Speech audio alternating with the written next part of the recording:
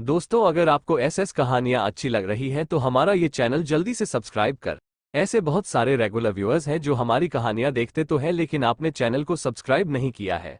अगर आप भी उन 85% लोगों में से एक हैं तो जल्दी से सब्सक्राइब बटन दबाओ और हाँ, लेटेस्ट थ्रिलिंग क्राइम स्टोरीज की नोटिफिकेशन के लिए बेल आइकन दबाना मत भूलना।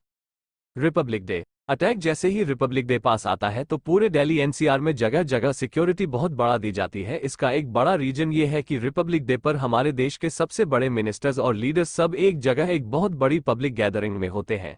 ऐसे में कोई भी अटैक देश के लिए बहुत डेडली हो सकता है। एक ऐसा ही अटैक प्लान कर रहे थे नौशाद और जग्गा, जहां उन दोनों को इंडिया के सबसे बड़े हिंदू लीडर को मारने का काम मिला था। जग्गा 29 साल का उत्तराखंड में रहने वाला एक लड़का था और नौशाद 56 साल का एक मिडिल एज आदमी जो कई सालों से दिल्ली में रह रहा था। जग्गा और नौशाद दोनों पर पहले से कई केसेस दर्ज थे और वो दोनों ही पुलिस की गिरफ्त से फरार एक बहुत बड़े प्लान का हिस्सा बन गए थे।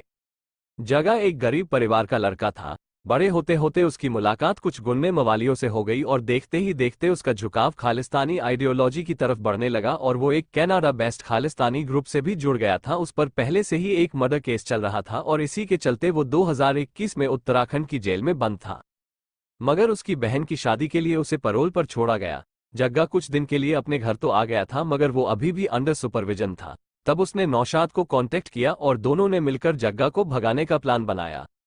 शादी से एक दिन पहले जग्गा घर में फंक्शन हो रहा था, तब जग्गा ने अपने दो जान पहचान के आदमियों से मदद मांगी। उन्होंने प्लान बनाया कि वो दोनों पुलिस वालों का ध्यान भटका कर रखेंगे और मौका लगते ही जग्गा वहां से भाग जाएगा। ठीक वैसा ही और मौका देखकर जग्गा अपने घर से भाग गया। कुछ दूर जाते ही जग्गा को एक गाड़ी दिखी जो कि नौशाद ने उसके लिए ही भिजवाई थी। उस गाड़ी में बैठकर जग्गा उत्तराखंड से भागकर कश्मीर पहुंच गया। नौशाद भी उस वक्त कश्मीर में ही था। नौशाद पर भी ऑलरेडी 2 मर्डर केसेस चल रहे थे और उसके घर से खतरनाक बॉम्ब और बारूद मिलने की वजह से वो 10 साल जेल में भी काट कर आया था। उन दोनों को कश्मीर एक स्पेशल मीटिंग के लिए बुलाया गया था। ये मीटिंग थी एक बहुत बड़े टारगेट किलिंग के असाइनमेंट के लिए जो कि भारत के रिपब्लिक डे पर होने वाली थी। नौशाद ने महाजग्गा को एक खालिस्तान के मिलिटेंट ग्रुप के लीडर से मिलवाया। नौशाद खुद भी एक पाकिस्तान बेस्ड मिलिटेंट ग्रुप का पार्ट था। नौशाद का मिलिटेंट ग्रुप खालिस्तान के मिलिटेंट ग्रुप के साथ मिलकर काम कर रहे थे और इस बार वो रिपब्लिक डे में इंडिया के सबसे बड़े हिंदू लीडर को मारकर सभी हिंदुओं में डर पैदा करना चाहते थे। जग्गा ने कुछ महीने कश्मीर में ही अपनी मिलिटेंट ट्रेनिंग कंप्लीट की। नौशाद से लेकर अपने घर जहांगीरपुरी आ गया था। वो दोनों अपने साथ 2 हैंड ग्रेनेड्स, 3 पिस्टल्स और 22 कार्ट्रिजेज लेकर आए थे। उस एरिया में रह रहे एक लड़के सुनील की नज़र जग्गा और नौशाद पर पड़ गई। सुनील कुछ वक्त पहले ही दिल्ली पुलिस के स्पेशल सेल का खबरी बना था। जब से नौशाद जेल से छूटा था तब से सुनील उस पर अपनी कड़ी नजर रखता था। जब उसने देखा कि नौशाद एक रात दबे पांव लौटा था, वो भी एक अनजान आदमी के साथ, तो सुनील समझ गया था कि कुछ तो गड़बड़ जरूर है। सुनील ने दिल्ली पुलिस के स्पेशल सेल को तुरंत ही अपडेट भेज दी और उसे नौशाद और जग्गा की सभी टीसर नजर रखने को बोला गया। एक दिन जब नौशाद और जग्गा झुगी से कुछ ही दूर चाय पीने गए तब जग्गा ने नोटिस किया कि वो जहां भी जाते सुनील उनके आसपास बहुत ज्यादा। जग्गा ने यह बात नौशाद को बताई और दोनों कुछ खुसर पुसर करके घर को लौटने लगे। जग्गा ने अपनी जेब से कुछ कागज निकालकर नौशाद को पकड़ा दिया और वो मुड़कर घर से कहीं दूर चला गया। नौशाद अपनी झुगी के अंदर गया और 2 मिनट बाद ही बाहर आया। उसने झुगी बंद की और वो भी उसी तरफ चला गया जहां जग्गा गया था। ये सब सुनील कुछ दूर से देख रहा था। उसे लगा कि उसके लिए अच्छा मौका था पता लगाने का कि आखिर नौशाद क्या कर रहा था। उसने नौशाद की झुगी का ताला तोड़ा और अंदर घुस गया। वो उन दोनों का सामान चेक करने लगा और उसे बिस्तर के नीचे पड़े एक बैग में कुछ हथियार मिल गए। सुनील ने तुरंत उनकी फोटो खींचकर स्पेशल सेल को भेज दी। वो और भी कुछ कर पाता उससे पहले ही उसे आवाज आई कि कोई दरवाजे से अंदर घुस रहा था। उसने पलट कर देखा तो नौशाद और जग्गा हाथ में बड़े बड़े चाकू लिए खड़े थे।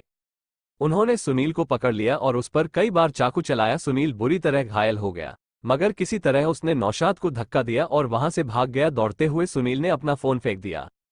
वो दोनों सुनील का पीछा करने लगे और कुछ दूर नाले के पास उन्होंने सुनील को पकड़ लिया। उन दोनों ने मिलकर वहीं सुनील का मर्डर कर दिया और उसकी बॉडी के टुकड़े टुकड़े करके वहीं नाले के पास फेंक दिए। वो फोटो मिलने पर स्पेशल सेल ने कई बार सुनील को कांटेक्ट करने की कोशिश की मगर उसका फोन तो सड़क के एक कोने में टूटा पड़ा था।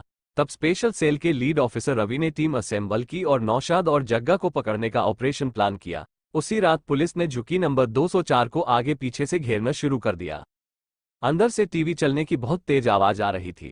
लीड ऑफिसर रवि ने अपने टीम मेंबर्स को झुगी का गेट तोड़कर अंदर जाने का इशारा किया और टीम के 2 मेंबर्स ने दरवाजा तोड़ अंदर जाते ही रवि ने देखा कि झुकी के अंदर नौशाद और जा बैठे थे, जो कि पुलिस के आते ही इधर उधर दौड़ने लगे।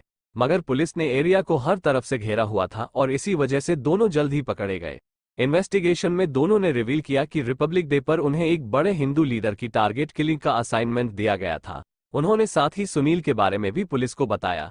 जग्गा और नौशाद को यूएपी यानी अनलॉफुल एक्टिविटीज प्रिवेंशन एक्ट के तहत बुक किया गया और उन पर सुनील के मर्डर का चार्ज भी लगाया गया। हमारे जाबाज पुलिस ऑफिसर्स ने रिपब्लिक डे पर एक बहुत बड़ा क्राइम होने से बचा लिया। मगर इस तरह के टेररिस्ट ऑर्गेनाइजेशंस हर वक्त हमारे देश में डिस्टर्बेंसेस क्रिएट करने के प्लान बनाते रहते हैं।